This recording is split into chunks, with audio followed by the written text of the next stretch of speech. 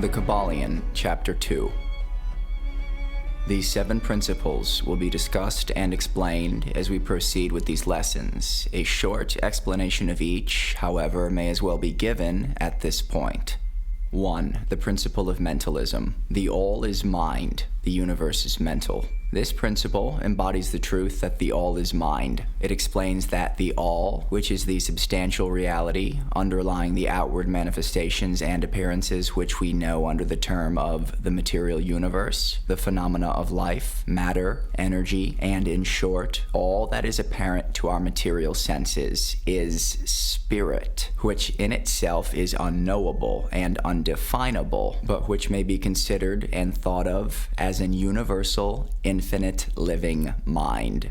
It also explains that all the phenomenal world or universe is simply a mental creation of the all, subject to the laws of created things, and that the universe as a whole and in its parts or units has its existence in the mind of the all, in which mind we live and move and have our being. This principle, by establishing the mental nature of the universe, easily explains all of the varied mental and psychic phenomena that occupy such a large portion of the public attention, and which, without such explanation, are non-understandable and defy scientific treatment. An understanding of this great Hermetic principle of mentalism enables the individual to readily grasp the laws of the mental universe, and to apply the same to his well-being and advancement. The Hermetic student is enabled to apply intelligently the great mental laws instead of using them in a haphazard manner. With the master key in his possession, the student may unlock the many doors of the mental and psychic temple of knowledge and enter the same freely and intelligently. This principle explains the true nature of energy, power, and matter, and why and how all these things are subordinate to the mastery of mind. One of the old Hermetic masters wrote, long ages ago, "He who grasps the truth of the mental nature of the universe is well advanced on the path to mastery." And these words are as true today as at the time they were first written. Without this master key, mastery is impossible, and the student knocks in vain at the many doors of the temple. 2. The principle of correspondence. As above, so below. As below, so above. The Kybalion.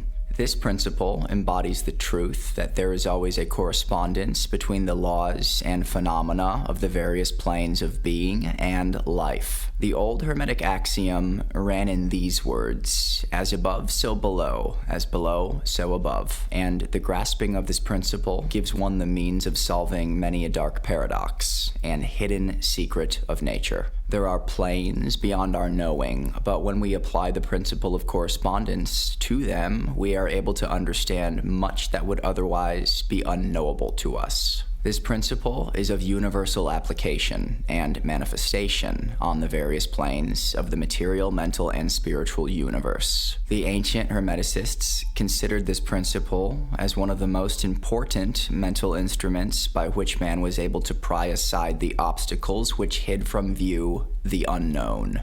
Its use even tore aside the veil of Isis to the extent that a glimpse of the face of the goddess might be caught. Just as a knowledge of the principles of geometry enables man to measure distant suns and their movements while seated in his observatory, so a knowledge of the principle of correspondence enables man to reason intelligently from the known to the unknown. Studying the monad, he understands the archangel. If you're enjoying this video, pressing like would be dope. And what's been your favorite part of the chapter so far? Let me know in the comments, and subscribe for the whole book.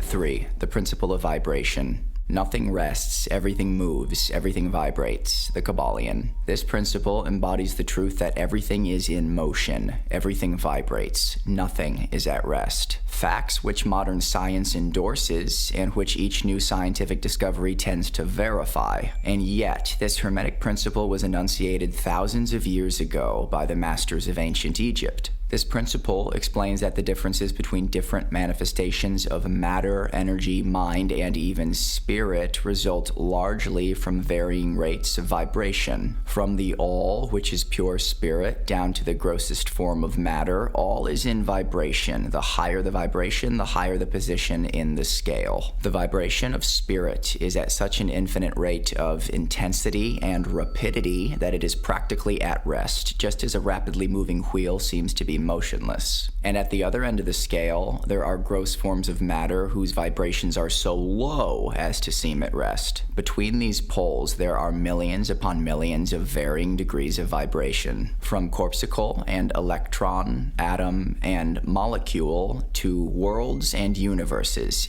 Everything is in vibratory motion. This is also true on the planes of energy and force, which are but varying degrees of vibration, and also the mental planes, whose states depend upon vibrations, and even onto the spiritual planes. An understanding of this principle with the appropriate formulas enables Hermetic students to control their own mental vibrations as well as those of others. The masters also apply this principle to the conquering of natural phenomena in various ways. He who understands the principle of vibration has grasped the scepter of power, says one of the old writers. 4. The principle of polarity. Everything is dual, everything has poles, everything has its pair of opposites. Like and unlike are the same. Opposites are identical in nature, but different in degree. Extremes meet. All truths are but half-truths. All paradoxes may be reconciled. The Kybalion. This principle embodies the truth that everything is dual. Everything has two poles. Everything has its pair of opposites, all of which were old Hermetic axioms. It explains the old paradoxes that have perplexed so many, which have been stated as follows. Thesis and antithesis are identical in nature, but different in degree.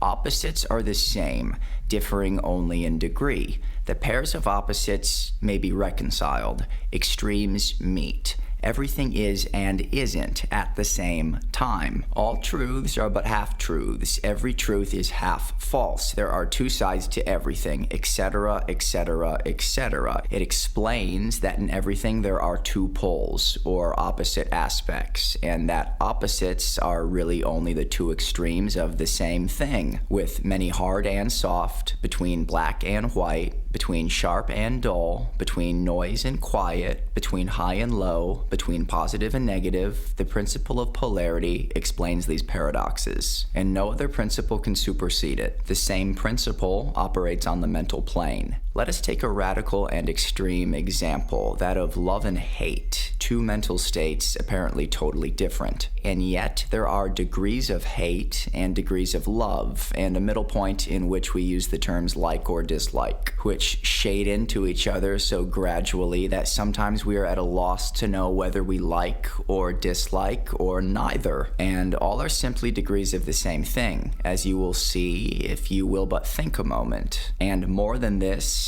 and considered more of importance by the Hermeticists, it is possible to change the vibrations of hate to the vibrations of love in one's own mind and in the minds of others. Many of you who read these lines have had personal experiences of the involuntary rapid transition from love to hate, and the reverse, in your own case and that of others. And you will therefore realize the possibility of this being accomplished by the use of will, by means of the Hermetic formulas. Good and evil are but the poles of the same thing, and the Hermeticists understand the art of transmuting evil into good by means of an application of the principle of polarity. In short, the art of polarization becomes a phase of mental alchemy, known and practiced by the ancient and modern Hermetic masters. An understanding of the principle will enable one to change his own polarity as well as that of others, if he will devote the time and study necessary to master the art.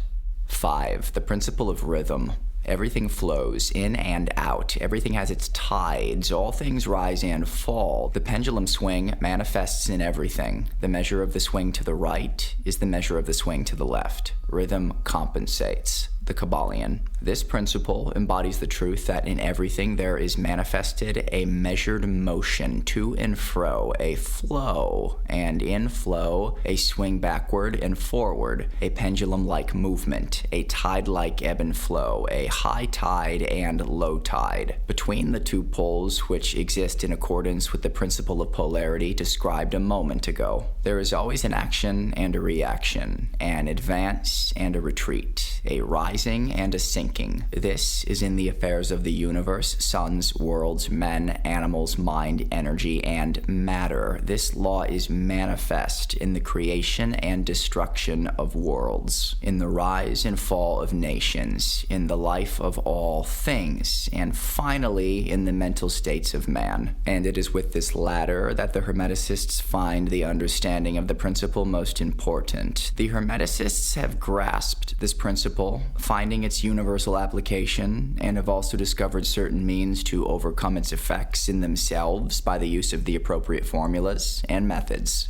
They apply the mental law of neutralization. They cannot annul the principle or cause it to cease its operation, but they have learned how to escape its effects upon themselves to a certain degree, depending upon the mastery of the principle. They have learned how to use it, instead of being used by it. In this and similar methods consist the art of the Hermeticists, the master of hermetics. The master of hermetics polarizes himself at the point at which he desires to rest, and then he neutralizes the rhythmic swing of the pendulum which would tend to carry him to the other pole. All individuals who have attained any degree of self-mastery do this to a certain degree, more or less unconsciously, but the master does this consciously and by the use of his will, and attains a degree of poise and mental firmness almost impossible of belief on the part of the masses who are swung backward and forward like a pendulum. This principle and of polarity have been closely studied by the Hermeticists, and the methods of counteracting, neutralizing, and using them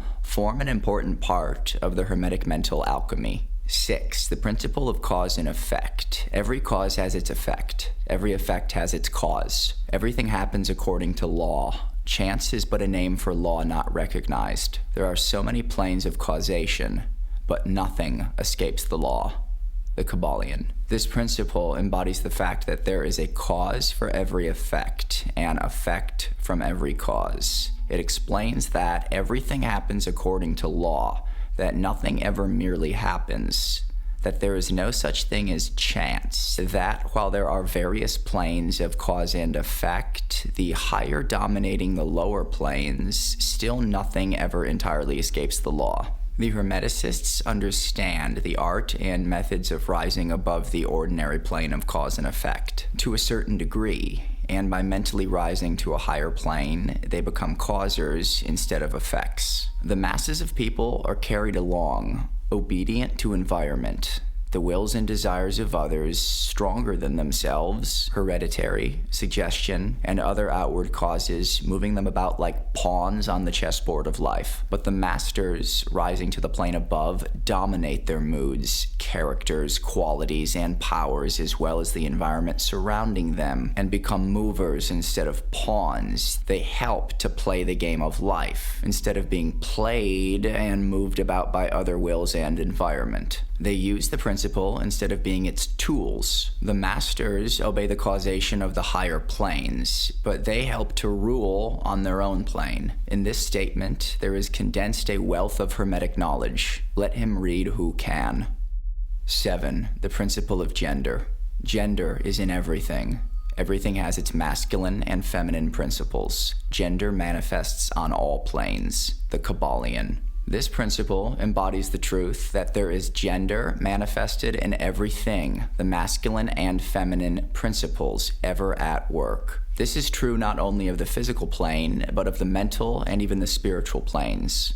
On the physical plane, the principle manifests as sex. On the higher planes, it takes higher forms, but the principle is ever the same. No creation, physical, mental, or spiritual, is possible without this principle. An understanding of its laws will throw light on many a subject that has perplexed the minds of men. The principle of gender works ever in the direction of generation, regeneration, and creation. Everything and every person contains the two elements or principles of this great principle within it, him or her. Every male thing has the female element also. Every female contains also the male principle. If you would understand the philosophy of mental and spiritual creation, generation, and regeneration, you must understand and study this Hermetic principle. It contains the solution of many mysteries of mental transmutation.